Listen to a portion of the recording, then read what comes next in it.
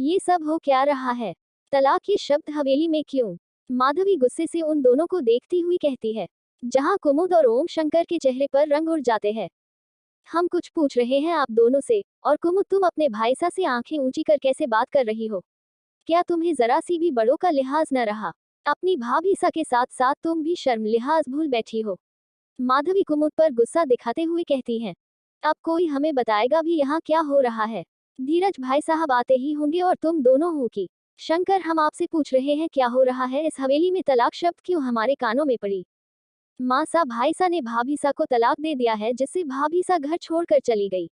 कुमुद अपनी कपकपी आवाज में माधवी से कहती हैं, क्या ये क्या कह रही हो तुम कुमुद? ओम शंकर क्या ये सच है? आपने बिंदनी सा को तलाक दे दिया है? ये सब हो क्या रहा है? माधवी सवाल पर सवाल किए जा रही थी और ओम शंकर चुपचाप खड़ा सुनता जा रहा था।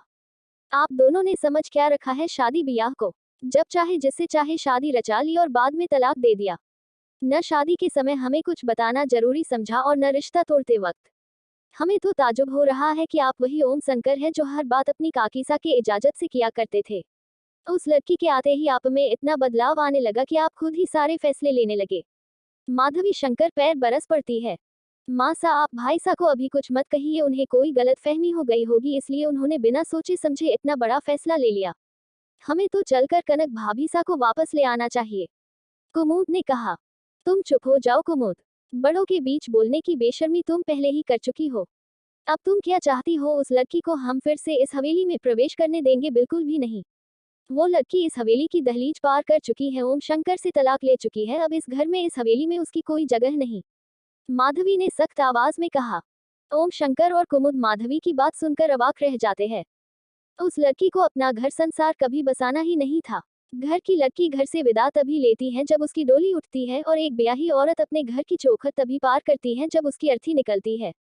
उस लड़की ने हवेली की चौखट पार की है, वह भी किसी को बिना बताए। अब इस घर से और इस घर के किसी भी सदस्य से उसका कोई रिश्ता नहीं है।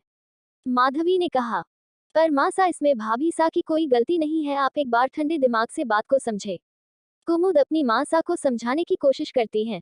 हमें अब कुछ नहीं समझना है, हमने एक बार कह दिया कि वह लड़की इस घर में एक कदम नहीं रखेगी, ये हमारा आखिरी फैसला है। माधवी कुमुद और ओम शंकर को अपना फैसला सुना चुकी थी। अब इस बारे में कोई बात नहीं होगी। कुमुद तुम अपने कमरे में जाओ। माधवी कड़क आवाज में कुमुद से कहती हैं। कुमुद बेचारी अपनी भाभी सा के लिए लड़ती रही, लेकिन माधवी के आगे उसकी एक न चली। वह ओम शंकर की तरफ देखते हुए चली जाती हैं। कुमुद के जाते ही माधवी ओम शंकर से कहती है, हमें नहीं पता कि आप दोनों के बीच क्या हुआ था, लेकिन हम उस लड़की को इस घर में कदम नहीं रखने देंगे। ये हवेली हमारे पुरखों की धरोहर है, किसी भी एरी गैरी लड़की को हम इस घर पर कभी प्रवेश नहीं होने देंगे, जिसे न हवेली की मान सम्मान की फिक्र है और न परिवार की इज्जत की। कहते हुए माधवी वहां से चली जाती हैं।